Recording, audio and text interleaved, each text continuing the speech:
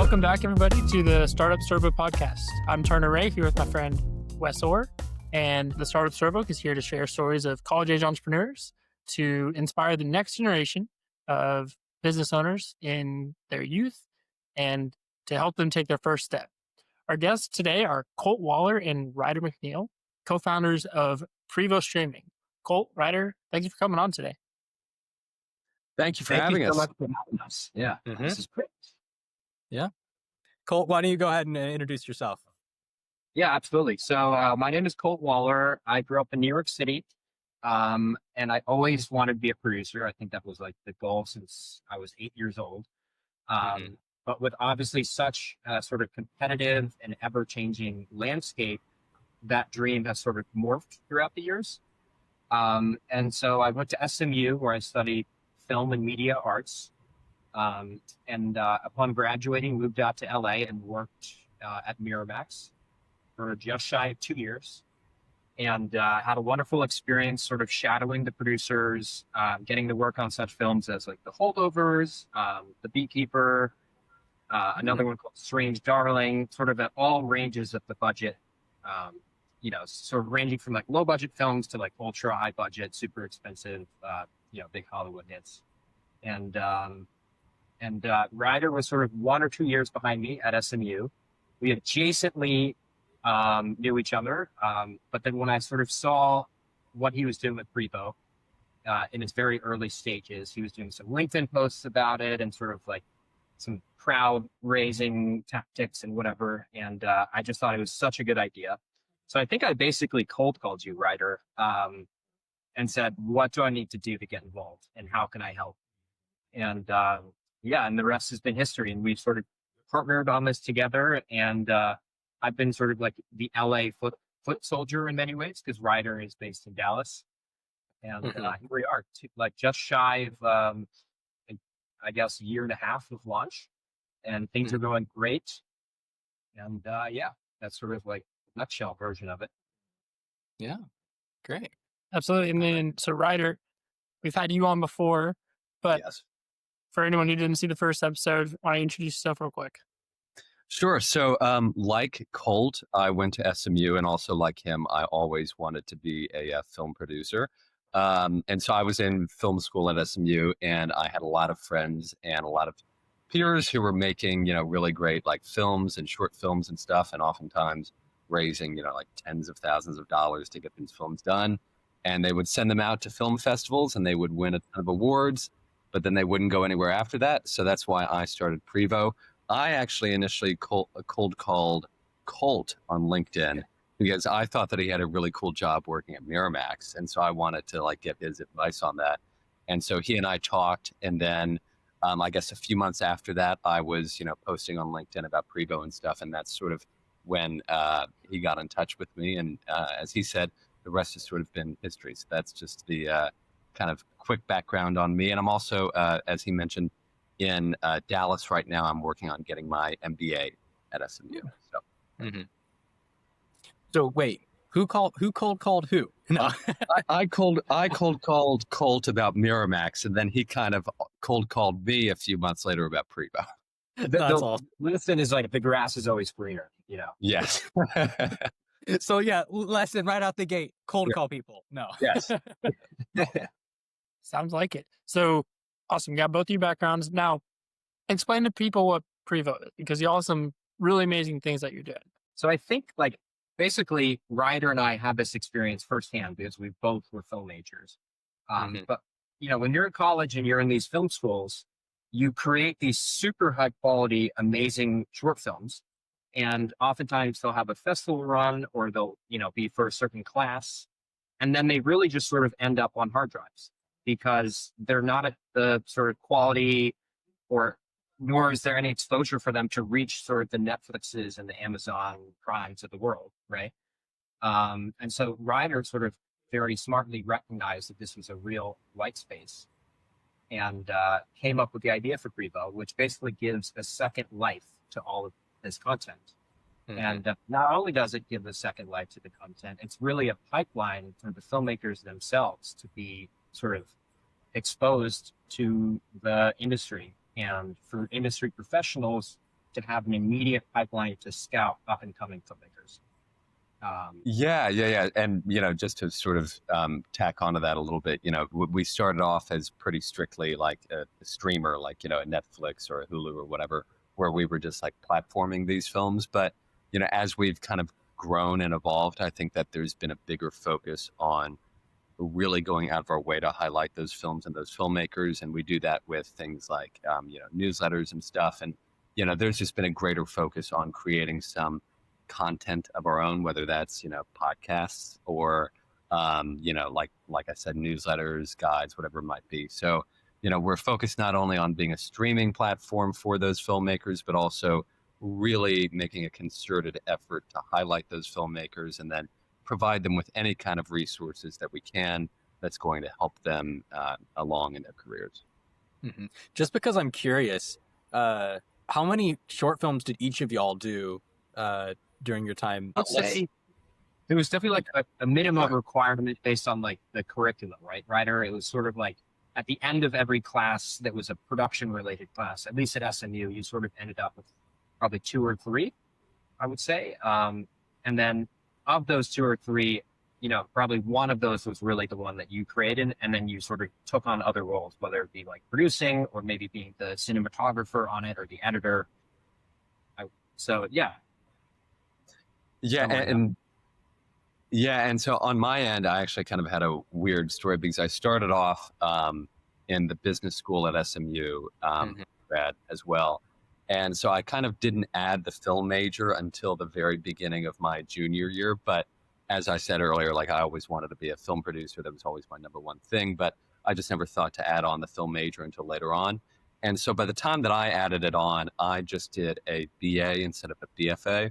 And so it wasn't actually required for me to do any short films. But what I ended up doing was I went to a professor who now is actually the head of the SMU Film School. And I said to him, because I had a class with him, I said, listen, I don't really have any experience in like producing the films themselves, but like I want to learn. I'm very, very eager to learn. Like if there are any films that need producers, please set me up with them. And so I just kind of reached out to all of these filmmakers, got in touch with them, and I ended up producing, I want to say maybe like 7 or 8 films. And that was like a really cool experience. And I got the BFA experience without actually doing the BFA, at least on the production side. And I was able to focus on, producing, but I never did actually any like directing of my own. So yeah, that's sort of where I got started with that. Mm-hmm. Yeah. I guess, I don't know if we talked about this particularly on the first episode with you, Ryder, but I mean, at this point, we've kind of, you've said effectively that you came up with this idea, but was there more of a process in what led you originally to be like, I want something to fix this problem? Was it your own film being put on a hard drive that you're like, this just doesn't feel right? Or like, can you tell us a little bit like how that originally came? And sorry, that was a more question for Ryder. No. It wasn't actually from any of my films that this experience sort of happened. Mm-hmm. Or so, like I was looking at people's work, work from other people that I was so impressed by. Oftentimes it was just like freelance work too. And I was like, this is incredible. So it was more so the fact that through my producing of these films, I got in touch with people who were doing really, really amazing work. Not to say that the directors of the movies that I produced weren't doing amazing work. They absolutely were. But it more so came from just the fact that I got introduced to a lot of people who were making this cool stuff, and it was ending up on a hard drive somewhere. Mm-hmm. Like personally, another element of this was like, I was always frustrated because I wanted to hear directly from the filmmakers who have been successful, sort of like what their path has been and sort of learn from them. And, obviously you can go on YouTube and you can find an interview with Quentin Tarantino or Steven Spielberg, but there's filmmakers and writers and, people across the board on the crew side who you don't really get to hear from, and that they're not at the level, to be on a Joe Rogan podcast or something. So a big part of what we've been doing with Prevo is sort of building out this educational, sort of like a podcast masterclass element where we bring on these filmmakers who don't otherwise have interviews elsewhere and sort of pick their brains. So we had like a showrunner who did, his name is Russell Rothberg, and he did, it's called The Offer for Paramount Plus, and it was all about the making of The Godfather. It's like a very big TV show, and there literally is not an interview with him on the internet except for exclusively on Prevo. So, I like to think we're sort of in some ways solving a problem. Absolutely. And, our kind of the initial problem was, okay, these films don't have places to be. And these filmmakers don't have the audience that a Tarantino does. Right? And so like this podcast is one way that you were helping to get people out and share their stories.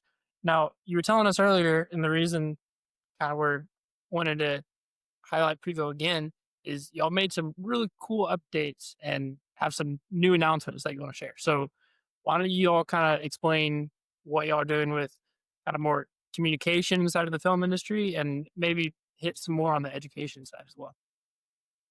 Sure. Yeah, I can definitely speak to the communication element there, which this is the first time that we're announcing it publicly in any way. So this is cool. But in the next couple of months, we are going to be launching a communication side of Prevo, which is going to be like a LinkedIn essentially for filmmakers. And something really cool that we want to sort of have happen is, let's say that you are a director with a really cool script and it's a 10-minute short film, and you maybe live in LA, but you don't have like a crew to actually go to put together, go out and shoot the thing on a weekend, right?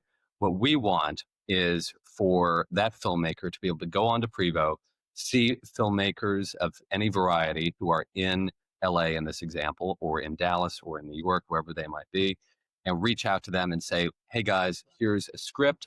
I'm looking for a gaffer, a PA, production design, whoever they might be looking for, and be able to connect with those people on Prevo.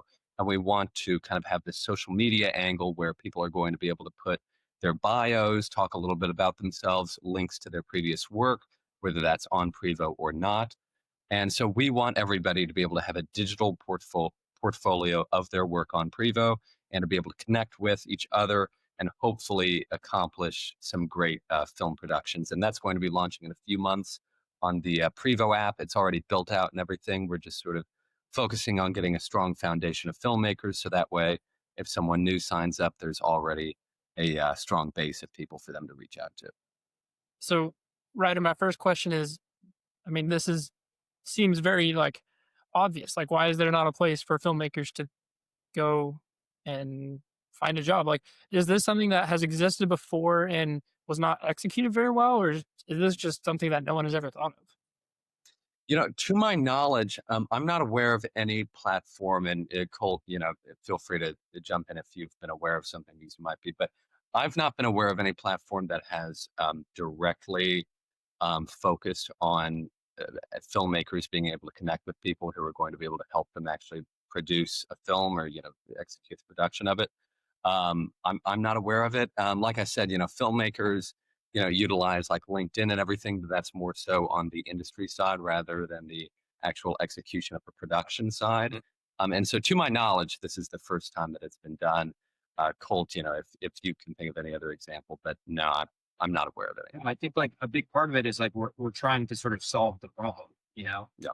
When you're in these film schools and you're on such a time crunch, oftentimes to like reach the deadline, you get the short film done, you get it all together. It's impossible because you're relying on like these little group chats you're in for your classes, or maybe like a Facebook group chat, or cold calling people on LinkedIn, and it's just the whole process is so like convoluted and really doesn't make sense. So this sort of, in a lot of ways, streamlines it and brings people together. Yeah, and my general impression of kind of the film industry, Hollywood, is it's kind of all about connections, right? It's who you know. There's not really like you said, a streamlined pipeline to get to a big role or to get noticed. Is that kind of correct? Absolutely, yeah.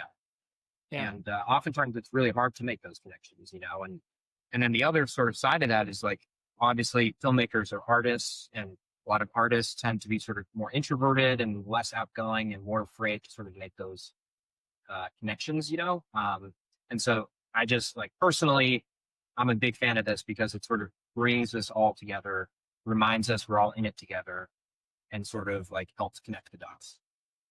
Yeah, absolutely. Very cool. Okay, so that's kind of the new communication side that's coming up.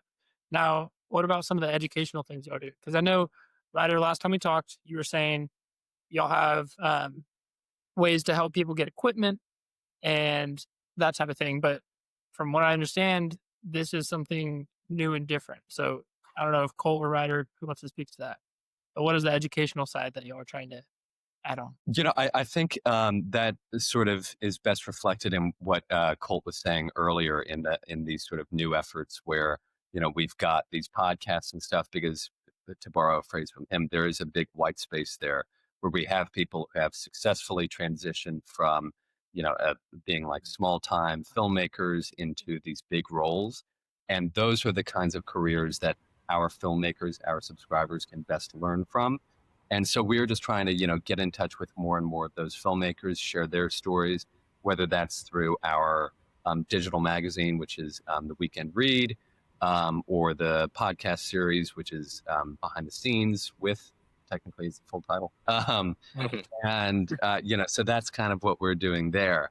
And we are launching, somewhere in the next few months, we want to be having things like job boards. So that way, let's say you are in LA, you're looking for some variety of work. We might be able to put out something and say, hey, listen, you should go apply here, or email this certain person. And we also have been focusing on doing those like deal guides and stuff. That's sort of been a little bit more difficult just because it's difficult to narrow that down. Well, should we target the filmmakers in LA or should we target the filmmakers in New York?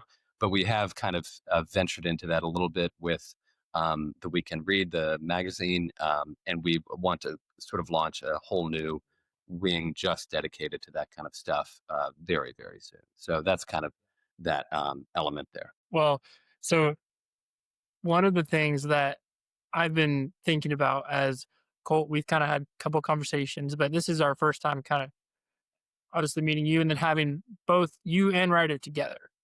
And Colt, you're based in LA, Ryder, you're in Dallas. I mean, even for Wes and I, we're both in Abilene.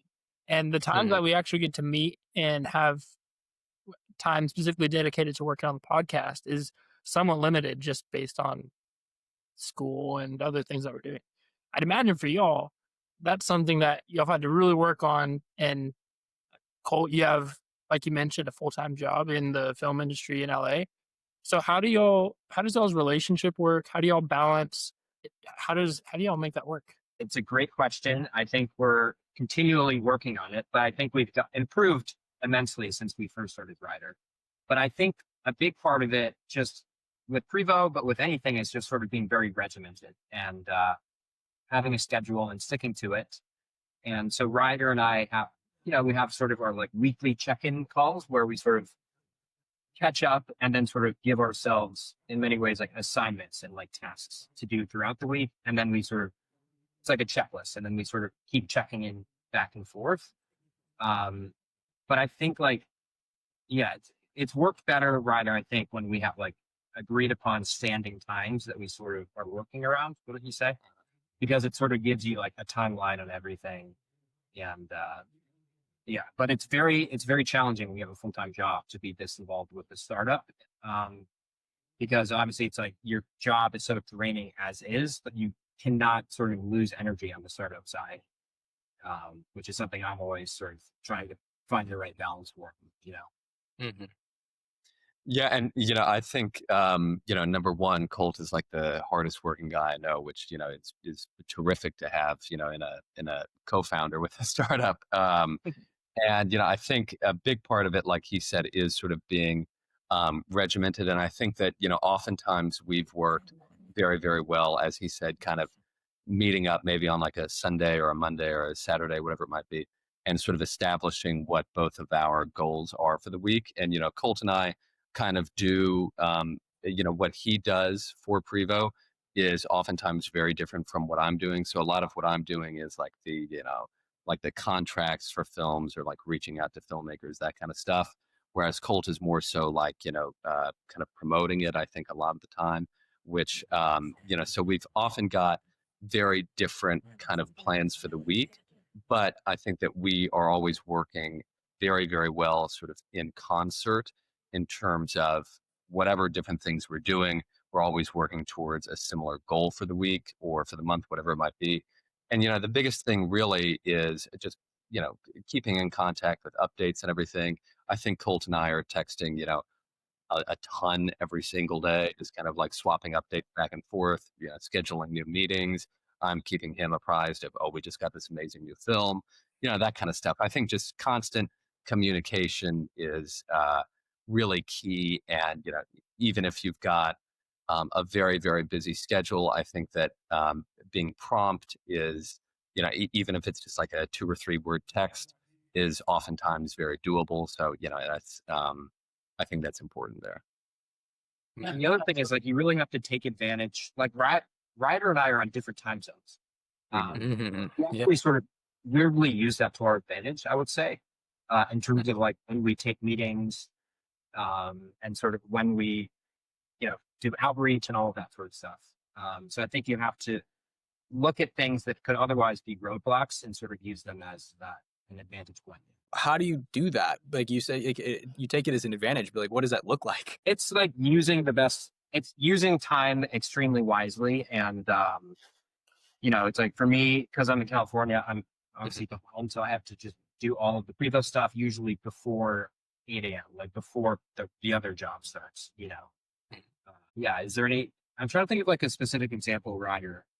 Well, I've got to say, I think that it works out well though too, because people always think that every single filmmaker on the face of the planet is in LA, but to be honest, there's also like a big New York presence, a huge New York presence. A lot of indie film, especially, is there, and so we've got kind of people who are all over the place, not only working with us as like outreach people or interns, whomever it might be, but I think that it's worked out well because we've got sort of the New York, and then we've got Colt over in LA, and then me sort of in the dead center.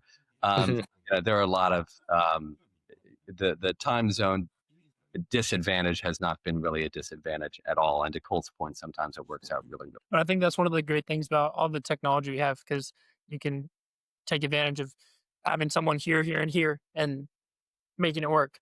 The other thing I want to kind of talk about is I want to hear how y'all set a vision for Prevo, because obviously you have different skill sets, which you need in co-founders, right? Especially when you have such a small team, you need to have different two people, whoever the co-founders are, that can do different parts of the business that have to get done. So whether it's the executing the agreements and getting the filmmakers that people will want to watch, or it's being in LA and going and doing the marketing and just telling people about Prevo. But you also have to have a shared vision on what you want it to be, because you can't just go make an educational series or this LinkedIn for the film industry without having an idea of where you want this to go. So what does that look like for y'all? Is that something that you're talking about every single day, every single week in these meetings? Is it y'all have a big planning and goal setting meeting every month, every quarter? Like, goals are obviously very important. So how do y'all do that with Prevo? I think like Ryder and I are always coming up with ideas. We're always bouncing ideas off each other. Sometimes they're absolutely insane and unfeasible, but I think that's healthy, And sometimes we'll be bouncing ideas, and sort of one of us will remind the other person what the macro level thing we should be focused on, and sort of like sometimes ground us back to basics a little bit. So I think like as long as you're in unison, as you said, Turner, on like the big picture strategy and like the big picture goal, you can then have more fun with all of the sort of ideas and coming up with different partnerships and collaborations and all that kind of stuff. As long as you kind of see eye to eye in the big picture. And Colt, is that something that just in the very beginning when you reached out to Ryder was pretty clear on, hey, the vision is we are going to be the best streaming platform for the youngest of talent in the film industry, and has been the same from day one, or has that changed? And if so, how has it changed? I would say overall, it's basically the same vision, right, Ryder? The only thing is we've sort of expanded the brand, whereas we were initially started and we were really focused on like specifically being sort of a streaming platform. And now we're sort of growing and becoming more of sort of the right-hand man to a filmmaker. Yeah, I totally agree. And, one thing to sort of add on to your original question there, Turner, about sort of our vision for it. I think that we've been sort of lucky. I feel like Colt and I are just kind of from the outset have sort of like a similar vision for what we want Prevo to be. I think that we have kind of similar interest in what it could be, which has been great. And then to Colt's point, as we've sort of expanded the brand, I think that he and I have once again kind of coincidentally, I think, been inclined to make it a certain way. And so I think that's been really great. And once we've got the content of our own, whether that's the podcast or the weekend read, whatever it might be. I think that editorially, we're kind of like interested in putting the same things, putting the same stuff out there. And so I think that probably speaks to the overall interests of filmmakers and guys like us who, are young, really, really interested in the industry. What do they want to see? And I think that Colt and I have a great balance and a great understanding of that. That's been able to allow us to successfully expand into creating stuff of our own. And I think just something specific to add on to that is I think you want a little bit of sort of conflicting vision in some ways, because that creates a conversation and really sort of, in some ways, sort of brings ideas together. For example, like Ryder and I were just meeting with someone who's going to help kind of cut together some promotional marketing materials for us. And Ryder and I sort of had different ideas as to the best sort of way to piece that advertisement together. But I think you want that. I think you want to sort of clash creatively a little bit, because in some ways you're going to come up with like a combined vision that's better than you would have thought of on your own, Mm-hmm. Yeah, 100%. Yeah, I mean, I think what I've always told people, even like interns or whatever who we've brought on before, is I always tell them, like, disagree with me as much as possible, please. Because, that's the only way that you're going to get new ideas, or you're going to see a problem in a certain thing that you're doing. And so, Colt and I, whenever we've disagreed creatively or anything like that, it's always been for the better, because I think that we both will bring very good ideas, and then sometimes you pick one or the other, or you kind of end up with, some kind of, a meshing of the two, and that product is, better than any one idea ever could be. Yeah, I think that's a really great point, because if you're not disagreeing about how to win the football game and what play to make, I mean, eventually either you're going to make the wrong decision, both of you, or like there's not going to be much growth, right? You have to be bringing multiple different ideas. However, you also have to have that shared vision, and if both sides are going at different visions, well, then it's going to be a mess, right? Yeah. So I think that's one thing that it sounds like y'all have done really well. But for the listeners out there, if you're wanting to go start a business, find a partner who has the shared vision as you, but also who's not afraid to disagree with you and tell you why, and not in an arguing way. Of course, you're going to be respectful and listen and have valid conversations about the best way and the best play to make to win the Super Bowl. But it should be about winning the Super Bowl and that vision. It shouldn't be about who is better or ego or that. Okay, well, let's. The next question I kind of want to ask you about. So, Colt, you've had the years of experience in the film industry, and I can see that being very helpful for Prevo as a whole. And Ryder, obviously, you've been in Dallas, maybe not the United States hub of film prowess, right? Colt, what has been the benefit of being in LA? And I mean, is this something that you're telling people at work about? Is this something that when you're just around LA, it's the talk of the town? Like, has been the benefits of being in LA for you and for Prevo? I think that's a great question. I think, let me think about this. Well, first of all, I think with any business that you're going to start, it's very helpful to sort of work in that sector for a little bit and really get a sense of how it all operates and who the key players are.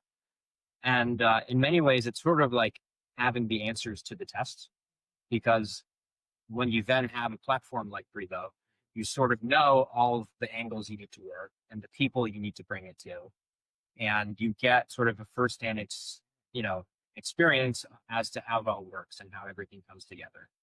And I would say it's very important if you're working in like a specific industry such as film, or you're in tech or whatever it is. I think it's so important to like actually physically be in that location and be surrounded by it. I know like LA, for example, it's so many sort of like transplants, like people that have solely moved here to sort of follow a dream and to work in film and entertainment. And so I think it's like the most sort of like immerseful way you can start out, and you can always sort of transition and move back to where you originally came from later on.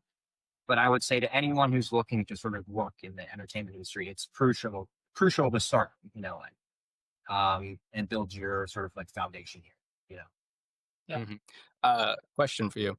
Has there been anything that you have learned in your full-time job that you've been able to apply to Prevo? Yeah, absolutely. I would say, first of all, it's like I'm an introverted person and sometimes I can be shy, but I would say my day jobs, like working at Miramax and then I was at a management company working with very sort of high profile actresses and actors.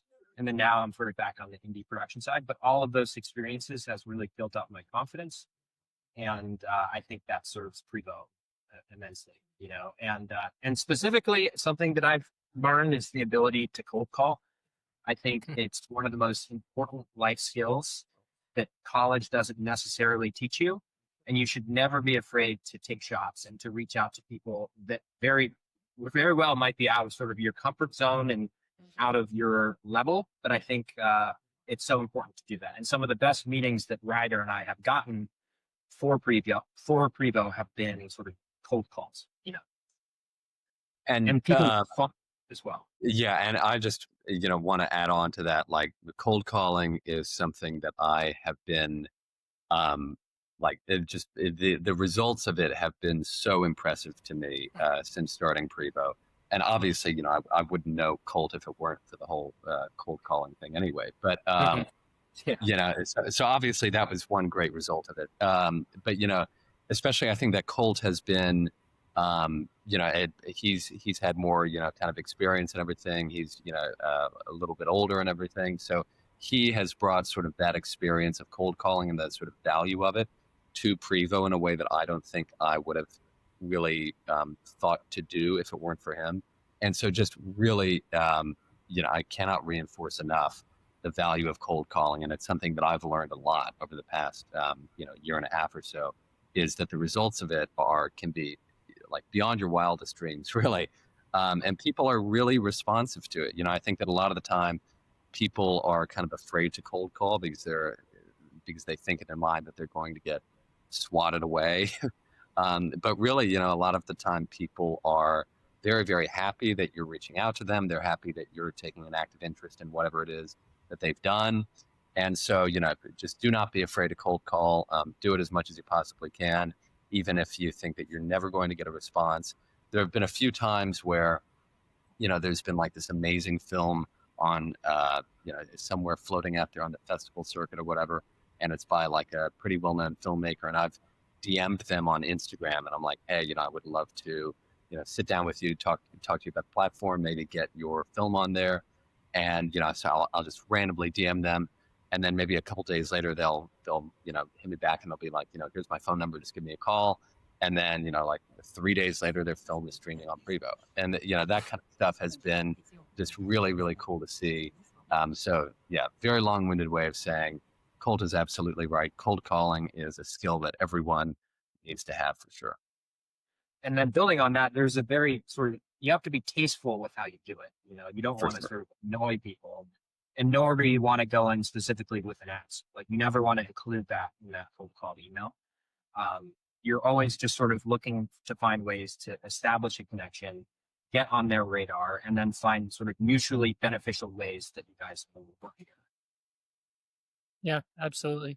I've experienced this through the podcast because the first time I reached out to Ryder, I That was an Instagram DM too, right? I think so. It was either Instagram or LinkedIn, but I found Prevo through either just looking y'all up or SMU somehow, and Yes.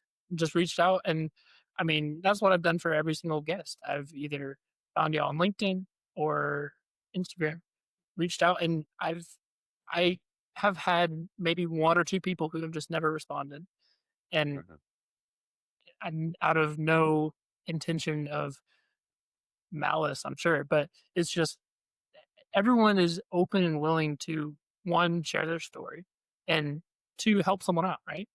And so Absolutely. I 100% agree. Just you learn a ton about how to communicate and yourself when you're cold calling as well. So it's definitely a great skill. So the And next thing I kind of go ahead. I was just going to say, one more thing, Turner, sort of in that vein there is a few months ago now, I was, Colt had reached out to Scott Rosenfeld, who was the producer of Home Alone, Teen Wolf, like all of these like really, really iconic movies, right? And so we managed to get him to sit down for the Prevo Behind the Scenes with Scott Rosenfeld podcast, right? And what I was really surprised by is I was sort of expecting, and I've never done any like podcasting interviews or anything like that, other than this Prevo podcast that we now have. And the expectation, at least my expectation going in was like this guy. He's been so successful for several decades. He's kind of done it all. He's seen it all. He might be kind of like dismissive of certain questions or something, but that has really never been the case. Like everyone that I've talked to, regardless of how successful they've been, has been just really excited to share their stories, share lessons, share insights that might be helpful to the younger generations. And so that's been just, I'm sure it's something that you all have seen as well, but it's just something that I've found really impressive.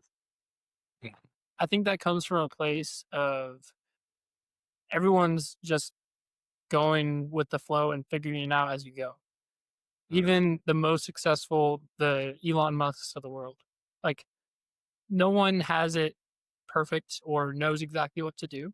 And one thing that our podcast and Prevo is doing, I feel like we're doing very similar things, right? We're trying to find the underdogs of the startup world or the film world and give them a place to be known and for people to see that. I think that's, to your point, Ryder, one thing that even the highest of achieving entrepreneurs, filmmakers, musicians, artists, anybody, everyone wants to help someone else. And I think it's cool to see the parallels in the podcast and Prevo and how we're both trying to utilize that to help others for sure. And the other thing is like you can't wait on other people to make the intros for you. And you really have to be aggressive about it. Obviously, like I said, be tasteful, but it's like if you are targeting someone and you're like, I know that person is going to really resonate with this startup, but you don't know any sort of mutual contacts or anything, like get creative, figure out like what the company email format is, figure out what what social media platforms they use, and don't let those roadblocks stop you. I feel like you set your mind to something, you just you got to go through and accomplish it. Yeah, absolutely.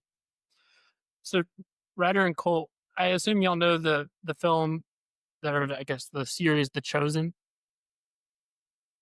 It's kind of the But I don't think I've seen it, but I know what you're talking about. Yeah. Yes, yeah. Same here. I have not seen it, but I do know what you're talking about. Yeah.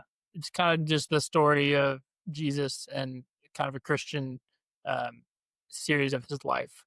I met the producer for that here at ACU. He was coming for some event for our film group, And he was kind of just, he was saying some very similar things.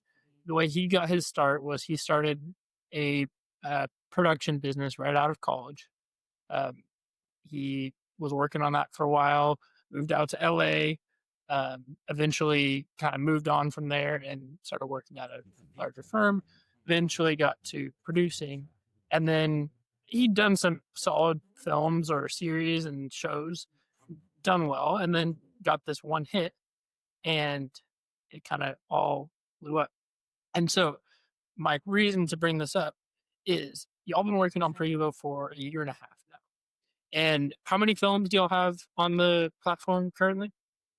Right now we have, I think it's actually exactly 100. I might be a little bit off, plus or minus. Recently, we've kind of been doing some refinements in terms of the catalog and kind of some restructuring. So, some things have been sort of a couple of things, not many, maybe like 3 or 4 things have been taken off. And then, as I said, that we've gotten like a huge influx of submissions. I don't even really know why. I can't figure out the source of it over the past like 2 or 3 weeks, which has been good. So I think that number will probably be up to like 125 in the next like 3 weeks, probably. So that's fantastic. So this is exactly where I was trying to go, because Yeah. in the last year and a half, y'all gotten 100 films, which is amazing. You're about to get a quarter of that in the last few months, right?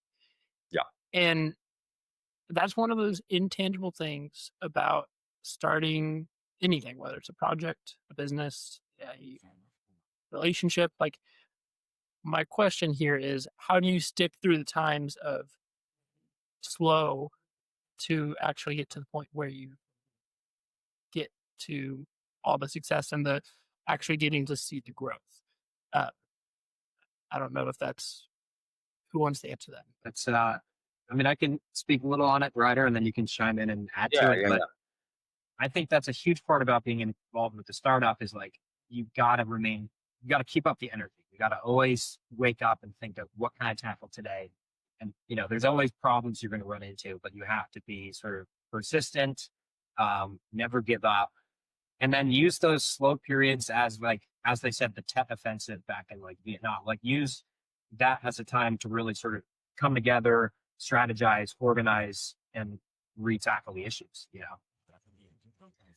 Definitely, yeah. And I think the thing is that, or at least this has been my experience, is that I never expected it to like blow up or something, right? Because it is such such a process, really. And it's like any company that you think, and like this is kind of a controversial topic for the filmmaking space, but I think that it applies just in terms of company history. It's like, OpenAI, right? They had like ChatGPT come out, and everyone was like, "Wow, like where did this like come from? Like this is the most amazing thing." And everybody thinks that it was like an overnight success. What they don't see is that no, they had been around for a long time. They've been building very quietly, and then all of a sudden, it's everywhere. And I think that's really the moment that I think that Colt and I probably are thinking about and envisioning every day, is that we really think that one day this is just going to become and you never know, or at least I don't think you ever know what exactly will be the sort of spark that takes you from this company that you're working on for a very, very long time, but maybe not like a ton of people know about, to something that's suddenly widespread. You never know what that spark is going to be, but I think that Colt and I are always thinking of new ways to get there. And as I said, the gradual growth has been amazing, and that in and of itself has been so rewarding. But I think one day we're going to have something that really causes us to go really, really big. So that's definitely the goal there. Yeah, absolutely. And what's nice is you're starting young. And so you have Right. a buffer, right? Ryder still doing a master's. So you're in school. You're not having to necessarily take care of family. Colt, you're just out of school. You have a full-time job and you're working super hard to do that and work on the startup. But eventually, this will be something that takes off and will allow you to work on your true passion full time. And so that's just what we we want everyone out there listening to understand, like, it's work and you have to put in that work and suffer maybe a little bit and put really just put in the work. But once you get there over time, 1% every day, you will see the reward for sure. Yeah. You can't give up. I'll say about him is he's always so optimistic. It's like, no matter what's going on in the industry, and Hollywood is always contracting, and there's always, regime changes and things happening, whatever.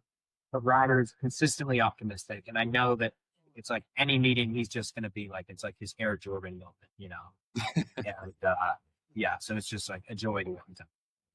Mm-hmm.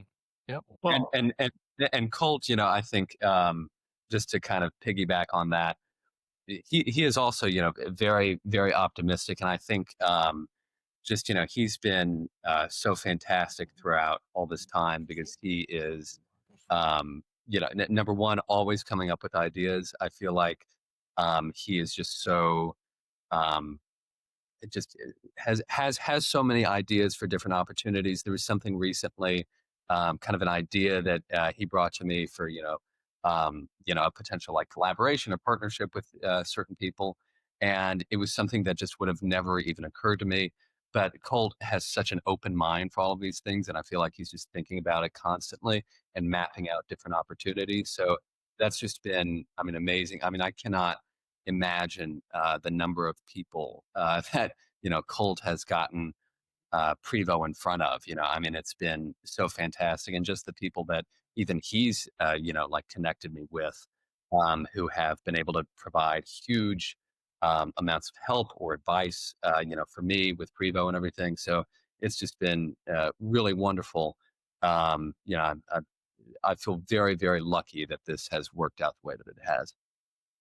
And you got to have fun with it. Like, Yeah. the work is fun, like it's a joy to get to do that. And it's like Ryder and I, we're always texting, we're always spitballing ideas. And there's something so much fun about sort of that collaboration and having a partner that you can really bounce ideas off of. And then the other thing I'll add is that Ryder and I went to SMU, which is, a slightly smaller school. And we've never really been sort of at the league of the USCs and the NYUs of the world. Like the film school group is cliquey, and it's like, theoretically, there's like 10 of these schools that are like known as like super prestigious. And then there's sort of the SMUs, which are slightly behind.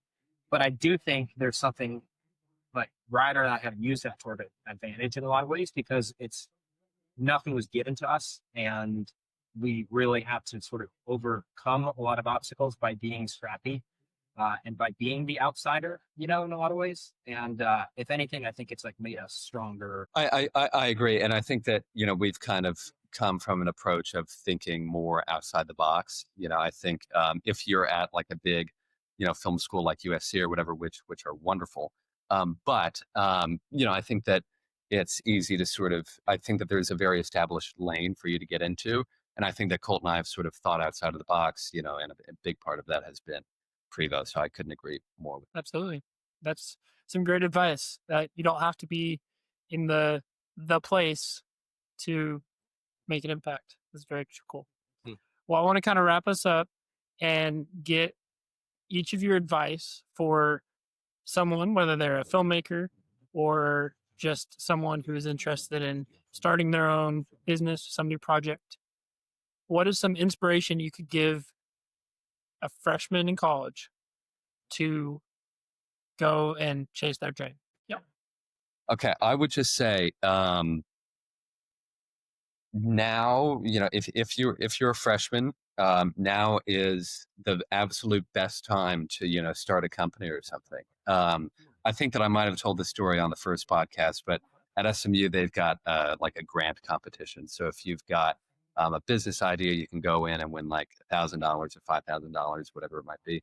And I remember my freshman, sophomore, junior year, I would walk by these signs on like the lawns and on the grass and everything for those competitions. And I would always think, man, I wish that I had an idea to go in there and to pitch.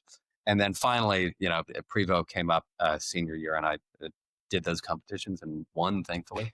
But all that is to say that I kind of always had the feeling that college would be the best time to start a business, just because, you've got more, time on your hands and everything than like Colt, it's so much to balance, right? When you've got a full-time job along with, a company idea or startup.